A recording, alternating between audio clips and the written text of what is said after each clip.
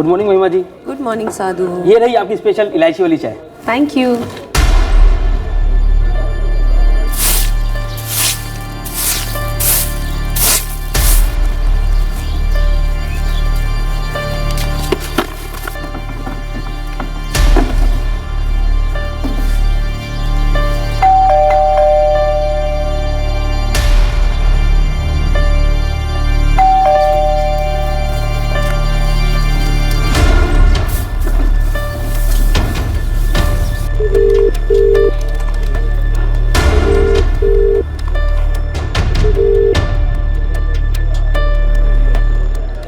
प्रकाश, ये महिमा जी आज ऑफिस नहीं आई, मुझे भी इन्फॉर्म नहीं किया। कल कुछ कहा था क्या उन्होंने तुमसे? नहीं मोहन जी, महिमा जी ने मुझसे तो कुछ नहीं कहा। सर, महिमा जी आज ऑफिस नहीं आई हैं, कुछ बताई भी नहीं थी छुट्टी लेने के बारे में। फोन करो महिमा को और उनसे पूछो कि मटेरियल कोटेशन की फाइल कहाँ है। सर, फोन किया था मैंने, लेकिन महिमा जी फोन नहीं उठा रही हैं। ट्राई करते रहो और मैसेज करो, वो फाइल हेड ऑफिस भेजनी है आज के आज।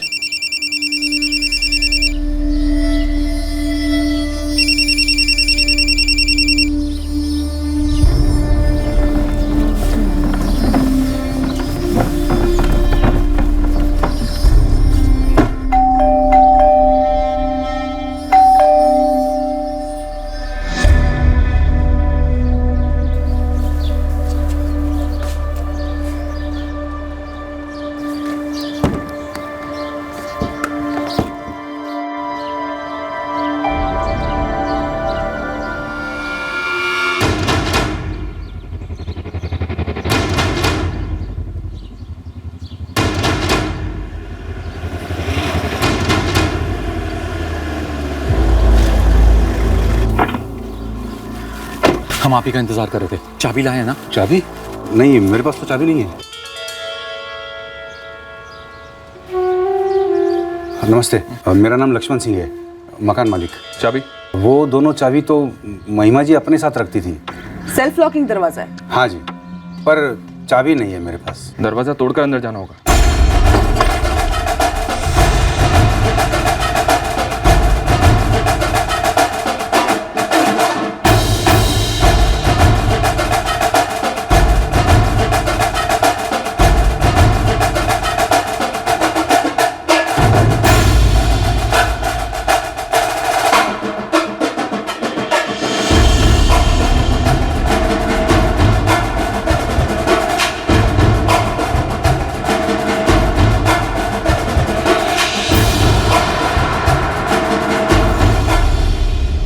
कल भी महिमा जी ने कचरे का डब्बा बाहर नहीं रखा साहब, आज भी नहीं रखा।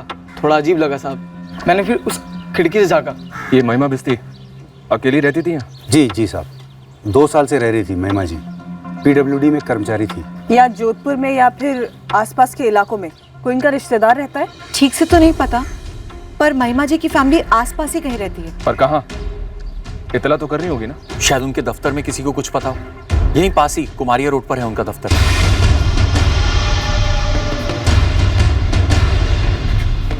इस वक्त हम ज्यादा कुछ कह नहीं सकते, पर ऐसा लगता है महिमा जी का गला घोटा गया था। क्या?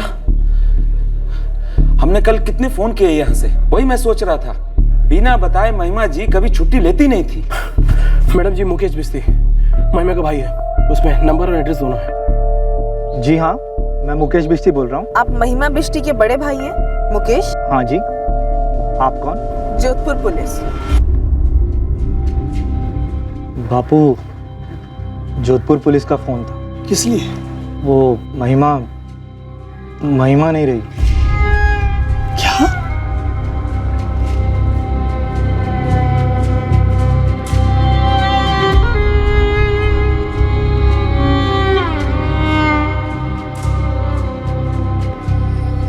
जी, ये मेरी बहन महिमा है। अभी पोस्टमार्टम करना बाकी है, उसके बाद आप लोग दाह संस्कार कर सकते हैं। लेकिन ये हुआ क्यों?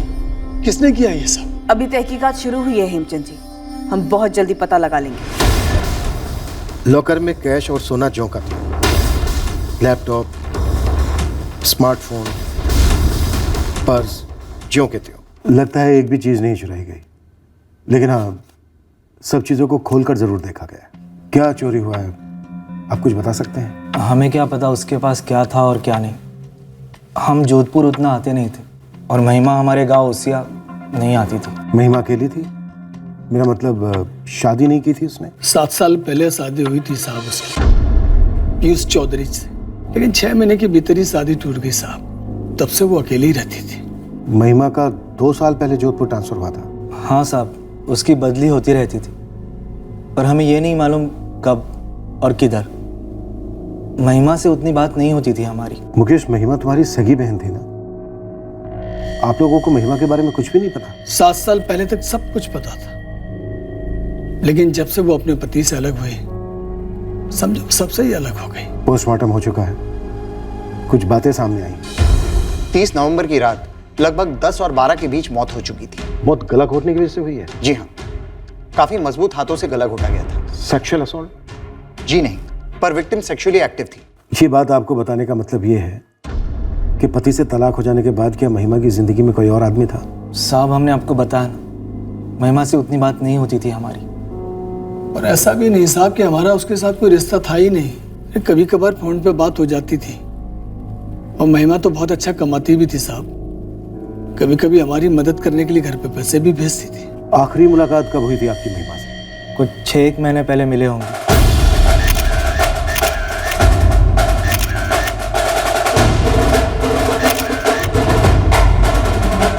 महिमा कुछ 8 साल से थी पीडब्ल्यूडी डिपार्टमेंट में। यहाँ जोधपुर आने से पहले शायद बाड़मेर में थी। जी, वो थी तो सीनियर क्लर्क, लेकिन मैनेजर की काबिलियत रखती थी, एकदम अप टू डेट, खास करके न्यू टेक्नोलॉजी को लेकर। आप तो जानते ही हैं सरकारी दफ्तर में बंदे कितना टाइम लेते हैं ये कंप्यूटर और ऑनलाइन के साथ एडजस्ट होने में, लेकिन महिमा बहुत जल्दी एक्सपर्ट हो गई थी और बड़े दिल से सब कुछ सिखाती भी थी। कोई सॉफ्टवेयर हो, ऐप हो, महिमा जी से पूछो। किसी को नया गैजेट खरीदना हो तो महिमा जी से पूछो। पर क्या महिमा की किसी के साथ कोई दुश्मनी थी? कोई झगड़ा हुआ था उसका कभी? नहीं, ऐसा तो कुछ नहीं था। मेरे ख्याल से महिमा अकेली रहती थी, तो शायद कोई चोर डकैत। लगता तो नहीं कि घर से एक पैसा भी चुराया गया। 50,000 कैश, मोबाइल, पर्स, गहने, महिमा का लैपटॉप, सब वहीं का वहीं था। अजीब बात है तो। अच्छा, महिमा का कोई अफेयर था क्या? हमें तो बस इतना पता था कि कई सालों से वो सिंगल थी। जी, महिमा जी ने सामने से तो कभी कुछ बताया नहीं, सिर्फ इतना सुना था कि कुछ ही महीनों बाद उनकी शादी टूट गई थी। वो तो 7 साल पहले की बात है, मैं अभी की बात कर रहा हूँ। क्या अभी उसका कोई अफेयर था? ऑफिस में तो ऐसा कुछ नहीं था, कम से कम हमें तो नहीं पता। और सर, हमें नहीं पता मतलब नहीं होगा। और फिर बाहर क्या हो रहा था क्या नहीं हो रहा था ये हम कैसे जानेंगे? महिमा की ड्यूटी यहाँ 8 घंटे की थी और दिन में तो 24 घंटे होते। नहीं मैडम, मैंने कभी इतनी बारीकी से तो देखा नहीं। चावल में कंकड़ ढूंढने की बात नहीं हो रही है शंकर, मोहल्ले में आने वाले आदमी की बात हो रही है। कभी कोई कार, ऑटो या बाइक से आया हो पिक करने या फिर ड्रॉप करने? नहीं मैडम, आप लक्ष्मण जी से पूछ लीजिए। वैसे भी मकान मालिकों की नज़र ज़्यादा तेज होती है। महिमा जी अकेली रहती थी साहब, किसी और को कभी देखा नहीं साहब। हर घर का कचरा कुछ कहता है।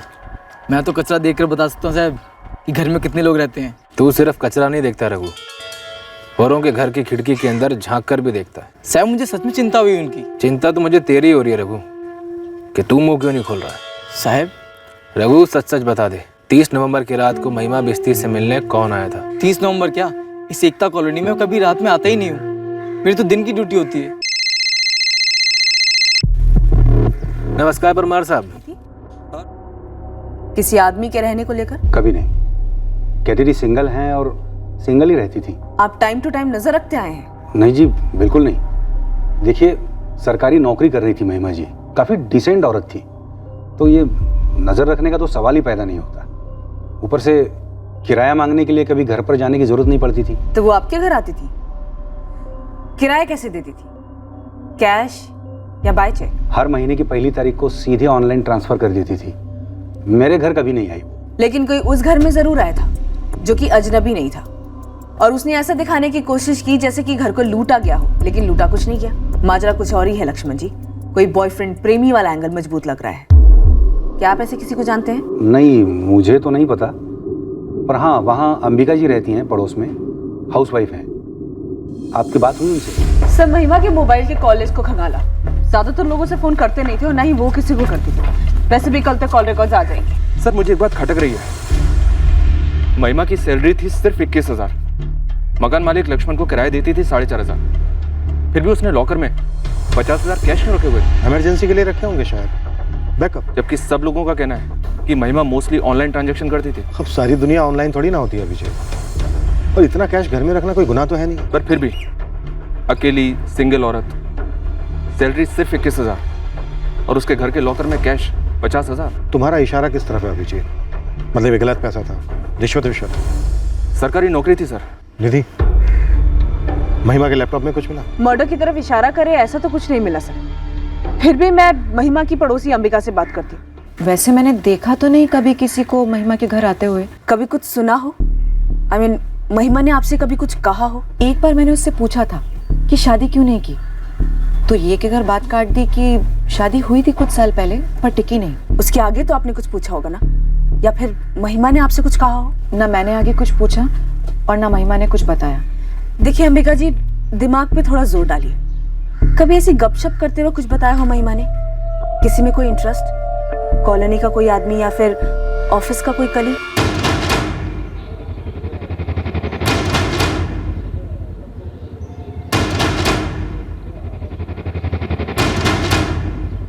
मैं दूसरी औरतों के साथ ज्यादा गपशप नहीं लड़ाती। हाँ, महिमा के साथ काफी बातें हो जाती थी, लेकिन मर्द वर्द को लेकर के कोई बात नहीं की हमने। कोई मर्द तो था महिमा की जिंदगी में अंबिका जी, पोस्टमार्टम से पता चला है। सेक्सुअली एक्टिव थी। मैडम, मुझे तो इस बात की भनक भी नहीं लगी कभी। और फिर ये सब बातें पूछी थोड़ी ना जाती हैं, और सामने से कोई औरत अपनी पड़ोसन को ये सब क्यों बताएगी भला? लेकिन वो अपनी निजी जिंदगी में जैसे भी हो, महिमा मेरे साथ अच्छी थी, नेक थी। सामने से उसने कई बार पूछा भी मुझसे कि पैसों वैसों की जरूरत हो तो बताना। पैसों की जरूरत? हाँ, मतलब लोन वगैरह चाहिए हो तो। अच्छा अंबिका, कभी तुम्हें पैसों की जरूरत हो या फिर कोई लोन वोन चाहिए तो मुझसे कहना, इंतजाम कर सकती हूँ। अच्छा ठीक है, मैं इनसे बात करके तुम्हें बताती हूँ। ऐसे ही घर पे चाय के लिए बुलाया और फिर लोन ऑफर किया आपके बिना पूछे? वो 6 महीने पहले हमने अपने पूरे घर की मरम्मत कराई थी, जिसके लिए हमने लोन लिया था। बस मैं इस बात का जिक्र कर रही थी महिमा से, तब उसने मुझे बोला था कि अगर पैसों की जरूरत हो तो वो लोन दे सकती है। मतलब महिमा ने सामने से लोन ऑफर किया?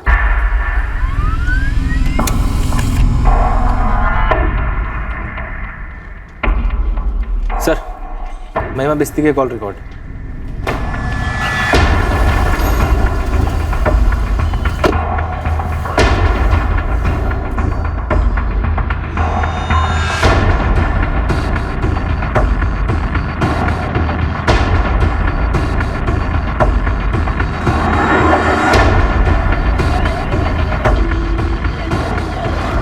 $4,500 किराया था महीने का, एग्रीमेंट में भी लिखा है। और 2 साल से एग्रीमेंट बदला नहीं और ना ही किराया बदला। जी, वो अकेली रहती थी इसलिए मैंने किराया बढ़ाया नहीं। आपने हमसे ये भी कहा कि महिमा हर महीने की पहली तारीख को अपना किराया बराबर से ऑनलाइन ट्रांसफर कर देते। जी पक्का? हर महीने की पहली तारीख को?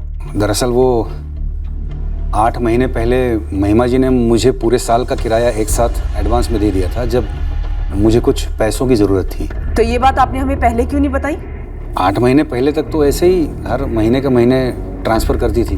फिर 8 महीने पहले पूरे 1 साल का किराया एडवांस में दे दिया? जी। कैश में? हाँ। जो औरत हर पेमेंट को ऑनलाइन ट्रांसफर करना पसंद करती थी, वो अचानक से कैश देने लगी, क्यों? महिमा जी के पास थे, उन्होंने दिए तो मैंने ले लिए। मैं भला उनसे क्यों पूछता है? पर हम पूछ रहे हैं लक्ष्मण जी, हम पूछ रहे हैं। 1 साल का किराया मतलब 54,000 रुपए। आप सोच कर बताइए, महिमा बिस्ती ने आपको इतना ही कैश दिया या इससे ज्यादा? थोड़ा ज्यादा, मतलब लोन दिया था महिमा जी ने मुझे। मतलब महिमा ने सामने से लोन ऑफर किया? हाँ, और महिमा ने मुझे ये भी बताया था कि उसने अपने मकान मालिक लक्ष्मण जी को भी लोन दिया है। वो जो लक्ष्मण जी है ना, उन्हें 2.5 लाख रुपए की जरूरत थी, मैंने तुरंत दे दिए। तुम्हें चाहिए तो तुम्हें भी दे सकती हूँ। लेकिन मुझे जरूरत नहीं थी, क्योंकि मेरे हस्बैंड का तो बैंक से ही लोन हो गया था। महिमा लोन देने का भी काम करती थी? आपने कभी पूछा नहीं कि इतने पैसों का इंतजाम वो कहाँ से करती है? अब मैडम, जिस गांव जाना नहीं है उसका पता क्यों पूछती मैं? दरअसल मैंने एक फ्लैट बुक किया था जिसके लिए मुझे कुछ पैसों की ज़रूरत थी। महिमा जी सोच रहा था कि बैंक से 4 लाख रुपए का लोन ले लो, लेकिन अगर आप 1 साल का किराया एडवांस में देती हैं और कुछ यहाँ वहाँ से जुटा लूँ तो सिर्फ 2.5 लाख का लोन लेना पड़ेगा। आप बैंक से 2.5 लाख का लोन लेने की सोच रहे हैं? हाँ, मतलब अगर आप 1 साल का किराया एडवांस में दे सकती हैं तो। हाँ, तो मैं आपको 1 साल का किराया और 2.5 लाख का लोन दोनों दे सकती हूँ। क्या? हाँ, और ब्याज भी बैंक से कम लोगे। सालाना सिर्फ 6% ब्याज ले रही थी महिमा जी मुझसे, जो मैं उन्हें महीने के महीने दे देता था। कैश या ऑनलाइन ट्रांसफर? ऑनलाइन ट्रांसफर तो मुझे नहीं आता। हाँ, ये जीएसटी के बाद थोड़ा बहुत सीख गया हूँ, पर महिमा जी भी ब्याज कैश में ही चाहती थी। तो लोन देने के लिए इतना कैश आता कहाँ से था महिमा बेस्ती के पास? वो तो मुझे नहीं मालूम। पर यह मालूम था कि सारा पैसा कैश में लिया है, तो उसका कोई प्रूफ तो है नहीं। क्योंकि महिमा मर चुकी है तो अब पैसा लौटाने की भी जरूरत नहीं है। नहीं साहब, ऐसा नहीं है। तो फिर कैसा है लक्ष्मण सिंह? उसकी फैमिली को पता नहीं कि महिमा क्या करती थी, कैसे करती थी, तो सोचा महिमा को मार देते हैं। उसके बाद ब्याज तो दूर, लाखों का लोन भी माफ हो जाएगा। लाखों क्या, करोड़ों का भी फायदा होता ना तो मैं किसी को नहीं मारता। एक सीधा सा बिजनेसमैन हूँ। यहीं जोधपुर में घंटाघर के पास दुकान है मेरी। पैसों के लिए मैं किसी का खून कर दूं, ऐसा आदमी नहीं हूं मैं। तो फिर ऐसा आदमी और कौन हो सकता है लक्ष्मण? साहब मैं क्या जानूं। महिमा जी मेरी किराएदार थी, इससे आगे मेरा उनके साथ कोई वास्ता नहीं था, कोई रिश्ता नहीं था। तो फिर किसका वास्ता था, किसका रिश्ता था लक्ष्मण सिंह? अरे नाम वाम छोड़िए, काम बोलिए जी। काम फोन आपने किया है, बोलो क्या चाहिए? गाड़ी चाहिए? तू चाहिए। अब चाहे तू गाड़ी में आ, चल के आ, दौड़ के आ या उड़ के आ, लेकिन अभी आ जा। एकता नगर पुलिस थाना। किस सिलसिले में साहब? अधूरा सिलसिला है। नाम है महिमा बिस्ती मर्डर केस। जानता है ना तू महिमा बिस्ती को? हाँ साहब जानता हूँ, वो PWD वाली मैडम ना, बड़ा अखबार में मैंने। अब नाम बोलेगा? मैं निकुंज राणा। और मैं सब इंस्पेक्टर अभिजीत कुमार। चल अब जल्दी आ जा। लेकिन मैंने तो सब इंस्पेक्टर कुमार को महिमा की सैलरी की सारी डिटेल्स दे दी थी। अर्जुन जी, सैलरी, बोनस सब मिलाकर साल का ज्यादा से ज्यादा 3 लाख रुपए कमाती थी महिमा। तो अपने मकान मालिक लक्ष्मण को 2.5 लाख लोन कैसे दी, वो भी कैश? और मर्डर के बाद उसके घर से 50,000 और कैश मिले। महिमा की सैलरी का सारा पैसा उसके बैंक अकाउंट में वैसे के वैसा ही, सिर्फ बिल्स ऑनलाइन पे हुए।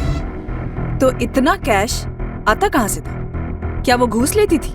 नहीं, नामुमकिन है ये तो। इतना भरोसा? नहीं, मतलब एक तो ट्रैक रिकॉर्ड, महिमा के बारे में कभी कोई ऐसी बात अफवाह के तौर पे भी नहीं उड़ी थी। और दूसरी बात ये कि महिमा जिस पोजीशन में थी तो संभावना नहीं उठती थी कि कोई आदमी उसे किसी ऐसे काम के लिए कोई घूस ऑफर करे। तो फिर डीमोनेटाइजेशन के बाद भी नए नोटों में इतना सारा पैसा, वो भी कैश में, महिमा जी कहाँ से लोन दे रही थी? नहीं, वो तो मुझे नहीं पता। लोन? हाँ, लोन, कैश। हाँ, याद आया, महिमा जी ने लोन तो दिया था। आपको भी लोन दिया था मोहन जी? मुझे नहीं, प्रकाश गाड़ी ले रहा था। जी मैडम, महिमा जी ने मुझे लोन दिया था। कितना? 1.5 लाख रुपए। कब लिया था लोन? 4 महीने पहले। हमारी और महिमा जी की बात हो रही थी कैंटीन में, तब मैंने उनको बताया था कि मैं कार लेने वाला हूँ लोन पर। अरे सेकेंड हैंड गाड़ी है तो क्या हुआ, तुम्हारी तो पहली गाड़ी है ना प्रकाश, मुबारक हो। अभी एकदम फाइनल नहीं है महिमा जी, लोन पास होना बाकी है। लोन कहाँ से ले रहे हो लोन? वो घंटाघर के पास एक फाइनेंस कंपनी है, 1.5 लाख रुपए का लोन दे रही है, 12% के बैच पे। 12? जी। अच्छा, अगर तुम्हें 12 की बजाय 10% पे लोन मिल जाए तो? कैसे महिमा जी? मुझसे? प्रकाश 1.5 लाख तुम्हें, 2.5 लाख अपने मकान मालिक लक्ष्मण सिंह को। महिमा कोई खानदानी रईस भी नहीं थी। उसके पिता और भाई गांव में एक छोटी सी दुकान चलाते हैं। महिमा उन्हें भी पैसों की मदद करती थी। लगता है एक पूरा पैरेलल बैंकिंग चल रहा था इस महिमा का। मोहन सिंह जी, आपने कितने लाख का लोन लिया था इस महिमा से? मैंने कोई लोन नहीं लिया है मैडम जी। इसने प्रकाश ने लोन लिया था और बताया था मुझे। मैडम जी, मुझे नहीं पता था कि महिमा जी ने दूसरों को भी लोन दिया। और आखिरकार इसमें गलत क्या है? आखिर वो सबकी मदद ही तो कर रही थी ना। प्रकाश, ये मदद करने के लिए महिमा के पास पैसे कहाँ से आते थे? और कार लेने के बाद तुमने उसकी कितनी मदद की? कितनी बार घर ड्रॉप किया तुमने उसे अपनी कार में? घर ड्रॉप का क्या मतलब साहब? निकुंज राणा, 1 महीने पहले तक तेरी महिमा बिस्ती से 1 हफ्ते में कम से कम 2-3 बार बातचीत होती थी। तू टैक्सी ड्राइवर है, कार ड्रॉप का मतलब होता है सवारी। महिमा जी को ऑफिस से घर छोड़ना हुआ रात को, उसके बाद फिर उनको जब भी जरूरत होती मुझे को बुलाती ही थी। PWD के क्लर्क लोगों का ऑफिशियल काम से कहीं भी बाहर आना जाना नहीं होता। और महिमा बिस्ती ओसियां अपने बाप के घर पिछले 6 महीने से नहीं गई थी। मेरा मतलब उनको अपने किसी प्राइवेट काम से कहीं जाना होता तो बुलाती थी। कैसा प्राइवेट काम? मतलब रात को होटल में कभी डिनर विनर करने जाना हो। किसके साथ? मुझे क्या पता साहब, मेरा काम था ले जाना और छोड़ना, बस। ये डिनर कहीं तेरे साथ तो नहीं होता था ना? क्या बोल रहे हो साहब? कहाँ वो मैडम, कहाँ मैं ड्राइवर? डिनर के अलावा और कहाँ जाना होता? कभी मेहरानगढ़, कभी शास्त्री सर्कल, तो कभी घंटाघर। अकेली घूमती थी महिमा? अब घूमने जाती या काम से जाती, ये सब तो हमें नहीं पता होता था साहब। हाँ, ये है कि जोधपुर सिटी के अंदर ही अंदर जाना आना होता था। जान पहचान हुई थी तेरी, कभी तो पूछा होगा तूने? कि कहाँ जाती हो, किस काम से जाती हो, वगैरह वगैरह? ये मैं कैसे पूछता साहब? मेरा काम था गाड़ी चलाना, किराया लेना। क्या लोन भी लिया था तूने महिमा से? मैंने महिमा जी से तो क्या, मैंने आज तक अपने बाप से कभी लोन नहीं लिया है। मेरी गाड़ी भी किराए की है, घर भी किराए का है साहब। घनश्याम, ये निकुंज कुछ डरा हुआ लगा क्या?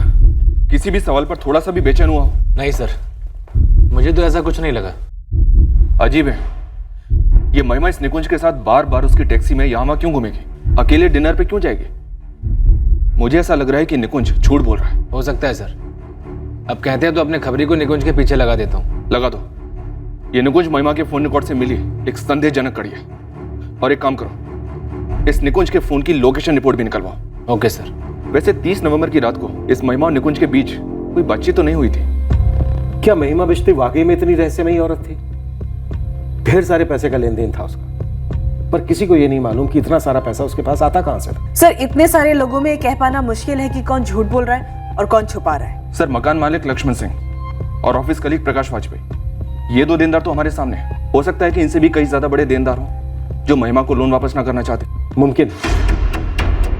रहस्य नंबर 1, महिमा के पास इतना सारा पैसा आता कहां से था? महिमा ऐसा क्या करती थी? रहस्य नंबर 2, महिमा सेक्सुअली एक्टिव थी, तो उसका प्रेमी कौन था? सर, मकान मालिक लक्ष्मण सिंह। उसके पीछे एक आदमी लगाए तो है, बट अभी तक ऐसा कुछ पता नहीं चला है जो उसे इस केस के साथ कनेक्ट करे। और रही बात महिमा बिस्ती की पर्सनल लाइफ की, तो उसके प्रेमी के बारे में लीड मिलना थोड़ा मुश्किल है। कैब ड्राइवर निकुंज राणा? कुछ ना कुछ झोल तो जरूर है सर। समझ में नहीं आ रहा है कि महिमा बिस्ती अकेली टैक्सी में किसके पास जाती होगी। पूरे चांसेस हैं कि ऑफिस का कोई इन्वॉल्व था महिमा के साथ, पर कौन? महिमा के पास कहीं से ढेर सारा पैसा आ रहा, पर कहां से? 30 नवंबर की रात को कोई महिमा से मिलने उसके घर आया। जाहिर सी बात है सर, महिमा उसे जानती थी, शायद बहुत अच्छी तरह से जानती थी, क्योंकि घर में जबरदस्ती घुसने के कहीं कोई निशान नहीं मिले सर। महिमा ने उस आदमी को घर के अंदर लिया। पोस्टमार्टम रिपोर्ट के अनुसार उस रात ना तो कोई सेक्सुअल असॉल्ट हुआ और ना ही कोई सेक्सुअल एक्टिविटी। बस उस शख्स ने मजबूती से महिमा का गला दबाकर उसका कत्ल कर दिया। और ये सब हुआ रात 10 और 12 के बीच। शायद मकसद कत्ल का ही था सर। पहले महिमा का कत्ल किया गया, उसके बाद घर के लॉकर, अलमारी सब खोले गए ताकि लगे कि चोरी के लिए मर्डर किया गया, पर दरअसल चुराया कुछ भी नहीं गया। सर, अगर हमें गुमराह करने के लिए हमारी आंखों में चोरी की धूल झोंकी जा रही है, तो कातिल कुछ तो चुराता, कुछ तो। राइट, पर ऐसा कुछ भी नहीं हुआ। सब कुछ वैसे का वैसा ही था। शायद हत्यारा कुछ और ही ढूंढ रहा हो। मतलब कुछ ऐसा जिससे शायद महिमा उसे ब्लैकमेल कर रही हो। क्या हो सकता है ऐसा?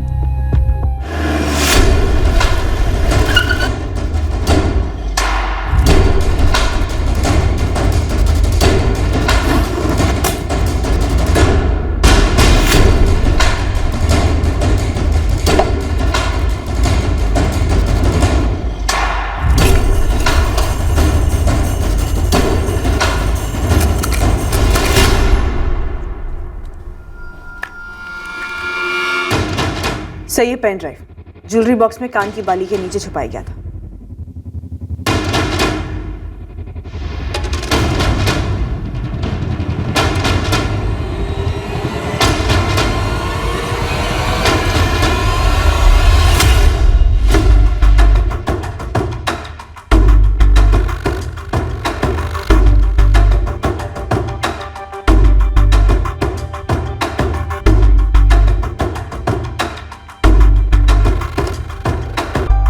इस आदमी को शायद मालूम नहीं था कि महिमा उनके प्राइवेट मूवमेंट रिकॉर्ड कर रही है। सर, एक और वीडियो है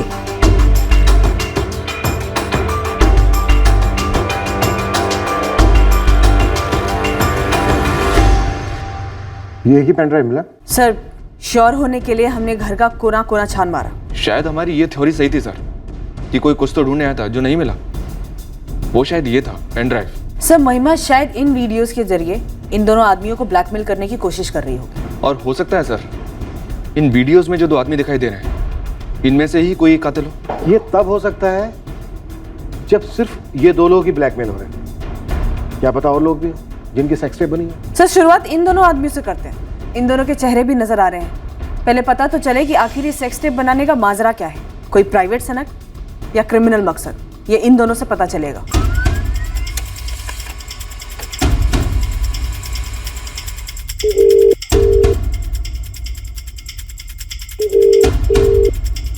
नमस्कार परमार साहब। नमस्ते घनश्याम, क्या हालचाल? बस परमार साहब लगे हैं महिमा बिस्ती केस में। मिला कोई? 2 बंदे तो भरे हैं इस केस में, अब देखते हैं कब हाथ लगते हैं। हेलो जी, जी हाँ, अविनाश पुनिया बोल रहा हूँ जी।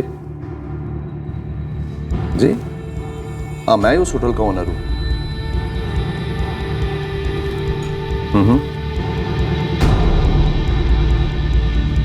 ठीक है। मैं हेलो, जी हाँ, मैं जयराम बाफना बोल रहा हूँ जी। जी हाँ, मैं बैंक में सर्विस करता हूँ। जी जी जी हाँ।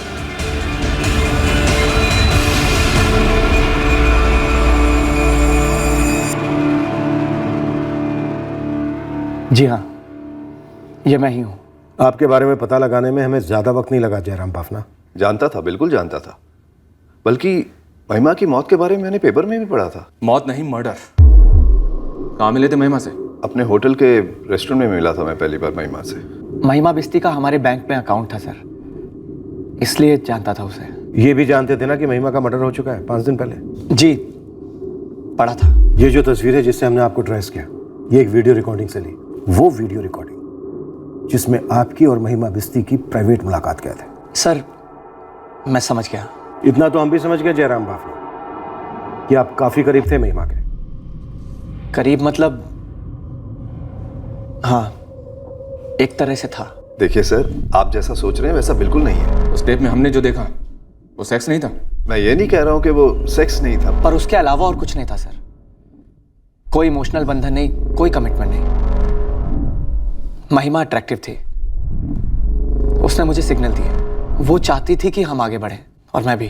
हम दोनों की इच्छा से हम साथ में वक्त बिताते थे। और दोनों की इच्छा से साथ में बिताए गए उस वक्त की रिकॉर्डिंग भी होती थी। मैं एक शादीशुदा आदमी हूँ, बच्चे हैं मेरे। मैं भला ऐसा वीडियो बनाने का खतरा मोल क्यों लूंगा? मतलब खतरा था महिमा से? मेरे और महिमा के बीच में जो भी जिस्मानी ताल्लुकात थे वो हमारी मर्जी से थे, लेकिन उसने ये वीडियो कब बनाया, कैसे बनाया, मुझे इसका बिल्कुल आइडिया नहीं। और उसके बाद ही तो ये सारा कुछ शुरू हुआ। क्या? ब्लैकमेल सर, और क्या। महिमा पैसे मांगती थी मुझसे सर, हजारों में नहीं, लाखों में। मुझे झटका उस वक्त लगा जब उसकी असलियत सामने आई।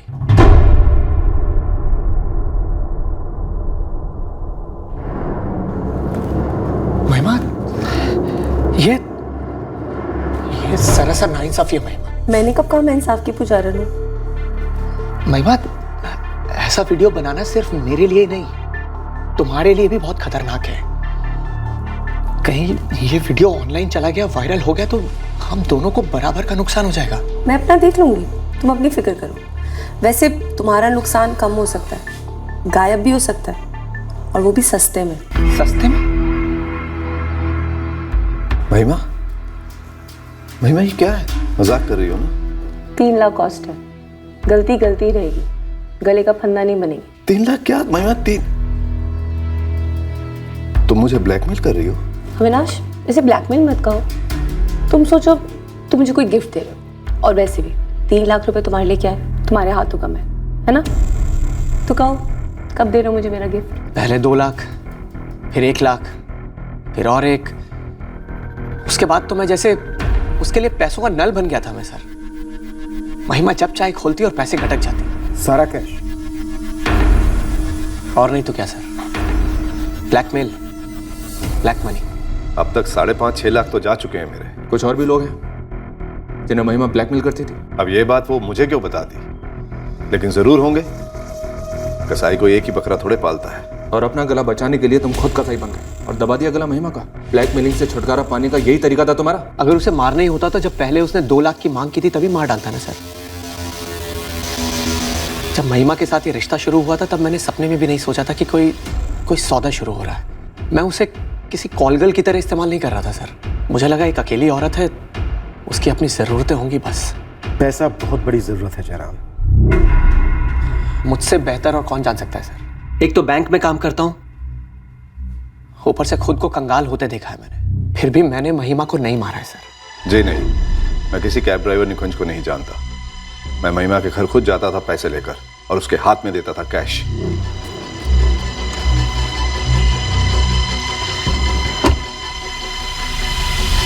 रहस्य नंबर 1 तो क्लियर हो गया कि महिमा अपना लोन बिजनेस कैसे चला रही थी। अविनाश पुनिया और जयराम बाफना, ये लोग खुद से तो सामने आए नहीं शिकायत लेकर, सब कुछ जानकर भी चुपचाप बैठे थे। हमने ढूंढ निकाला। हो सकता है और भी लोग हों जिनके वीडियोस बने हों। अविनाश और जयराम के पीछे आदमी लगाता हूँ। हालांकि मुझे भी लगता है कि कोई तीसरा भी होगा जिसका वीडियो बना होगा और शायद उसी के लिए महिमा के घर को खंगाला गया। जो आदमी अपना वीडियो खोज रहा होगा उसे अपना वीडियो मिला होगा सर, लेकिन उसने इस वीडियो को पीछे छोड़ दिया। इसका मतलब सर उस आदमी ने वो सारे वीडियोस वहां बैठकर देखे भी होंगे। लगता है हमें और गहराई में जाना होगा, पता करना होगा कि महिमा और कितने लोगों को ब्लैकमेल कर रही थी और कब से। कोई तो होगा जो महिमा की इन करतूतों से वाकिफ हो। और ताज्जुब की बात तो यह है कि महिमा ने इतने लोगों को लोन दे रखा था, लेकिन उनमें से आज तक कभी भी किसी ने भी महिमा से ये सवाल तक नहीं किया कि वो इतने पैसों का इंतजाम करती कहां से, वो भी कैश। सर गणेश खबरी का फोन आया था। उसे कैब ड्राइवर निकुंज राणा के पीछे लगाया था। निकुंज झूठ बोल रहा है ना? लगता तो ऐसे ही है सर। इस निकुंज के लिए महिमा सिर्फ एक पैसेंजर नहीं थी। गणेश ने बाकी के भी कैब ड्राइवर से बात की। सबका यही कहना है कि कुछ समय पहले वो ऐसे पी पाकर डींगे हाँक रहा था कि उसका किसी लेडी पैसेंजर के साथ चक्कर चल रहा है। मेरा काम था गाड़ी चलाना, किराया लेना, यही डायलॉग मारा था ना तूने। तो तेरे इस काम के बीच में काम अग्नि कहां से भड़क उठी निकुंज राणा। और ब्लैकमेल, ब्लैकमेल कोई काम नहीं, गुनाह है। देखिए, मैं मानता हूँ मेरा और महिमा मैडम का सिर्फ ड्राइवर और सवारी का रिश्ता नहीं था, लेकिन साहब ये ब्लैकमेल इससे मेरा कोई लेना देना नहीं है। ब्लैकमेल पर बाद में आते हैं। तू पहले अपनी लव स्टोरी सुना। साहब लव स्टोरी तो कोई थी नहीं। जो आपने कहा बिल्कुल सही है, काम अग्नि थी, दोनों तरफ भड़कती तब मिलते हैं।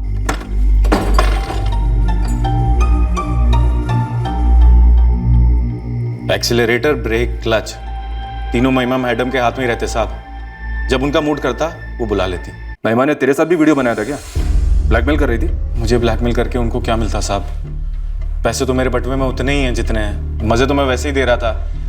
वीडियो लीक होता तो बदनामी उनकी होती, मेरी नहीं। तू अब भी सच नहीं बोल रहा है। तू 30 नवंबर की रात को महिमा के घर गया था। अब तो ये बोल कि महिमा को तूने अपने किसी मकसद के लिए मार डाला या फिर किसी और के लिए। साहब नहीं साहब, मैं उस रात अपने घर ही पे था साहब। उस रात मैडम ने मुझे फोन करके नहीं बुलाया था साहब। तो फिर कौन गया था बोलना?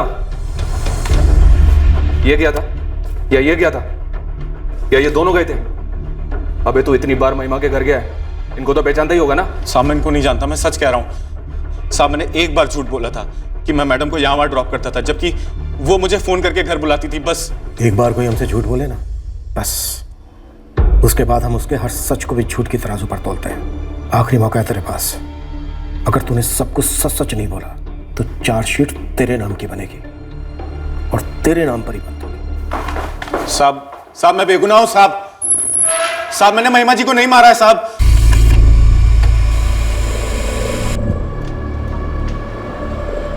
सर निकुंज राणा के फोन की लोकेशन 30 नवंबर की रात उसके घर की शो कर रही है, रोहिंगढ़ बस्ती। शातिर है। अपना फोन घर पर छोड़ा होगा, दूसरा और कोई फोन होगा। निधि मुझे पक्का लगता है या तो इस निकुंज ड्राइवर ने महिमा बिस्ती को मारा होगा या फिर ये निकुंज जैसा कुछ जानता है जो हम नहीं जानते।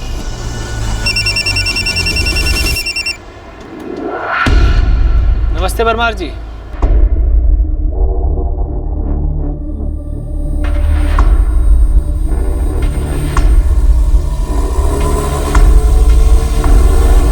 सर आपसे एक बात करनी थी महिमा बिस्ती मर्डर केस के बारे में। बोलो घनश्याम। कैलाश नगर पुलिस स्टेशन का एक रिटायर्ड कांस्टेबल है राजेश परमार। 2 साल पहले उसने वॉलंटरी रिटायरमेंट ली थी सर। अभी सिक्योरिटी गार्ड का काम करता है। कुछ बात करनी है उसके बारे में? सर ये जो महिमा बिस्ती का मर्डर केस है, मुझे लगता है राजेश परमार शायद उससे जुड़ा है।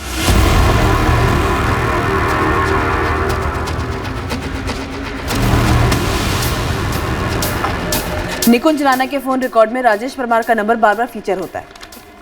पक्का दोनों में जान पहचान। सर पहले मुझे अजीब नहीं लगा, लेकिन अब सोच रहा हूँ कि इन्वेस्टिगेशन शुरू होने के दूसरे दिन से ही राजेश परमार मुझे लगातार फ़ोन करता रहा है केस के बारे में जानने के लिए। और घनश्याम क्या हाल है? बढ़िया सर जी, आप कैसे हैं? कैसे याद किया? बस भाई अखबार में पढ़ रहा था वो महिमा बिस्ती मर्डर केस के बारे में। तुम्हारे थाने में ही होगा ना केस? जी परमार सर, अभी तो तहकीकात शुरू हुई है। पर कोई लीड हाथ नहीं लगी है। सर तब मुझे अजीब नहीं लगा क्योंकि मैं उनको जानता हूँ। लगा शायद ऐसी बातों बातों में पूछ लिया होगा। फिर जब मैंने गणेश खबरी को निकुंज के पीछे लगाया, उसने बताया कि राजेश परमार निकुंज से काफ़ी मिलता रहा है। और फिर हमने जब निकुंज को पूछताछ के लिए उठाया, उसके साथ साथ राजेश परमार के भी मुझे लगातार फ़ोन आते रहे। सर तब मैं सोचने लगा कि राजेश परमार महिमा मर्डर केस में इतनी दिलचस्पी क्यों ले रहा है। सर ये निकुंज ज़रूर सब जानता है। शायद महिमा का ब्लैकमेल हो रहा विक्टिम निकुंज को जानता होगा और उसने महिमा की सुपारी निकुंज को दे दी होगी। फिर निकुंज ने राजेश परमार को अपने साथ मिला लिया होगा। पुलिस कांस्टेबल था राजेश, इसलिए फॉरेंसिक को क्राइम सीन से कातिल का एक भी फिंगरप्रिंट नहीं मिला सर। राजेश परमार को पता नहीं चलना चाहिए कि हमारी रडार में। पहले इस निकुंज राणा को तोड़ते हैं। निकुंज, लॉकर, कबर्ड, महिमा के घर की हर चीज से उंगलियों के निशान मिटा दिए गए थे। और ये कैसे हुआ हमें पता है। उन मिटे हुए निशानों ने कातिल पर उंगली उठा दी है। हीरो, कातिल हमें मिल गया है। कत्ल का पूरा चिट्ठा हमारे सामने खुल गया है।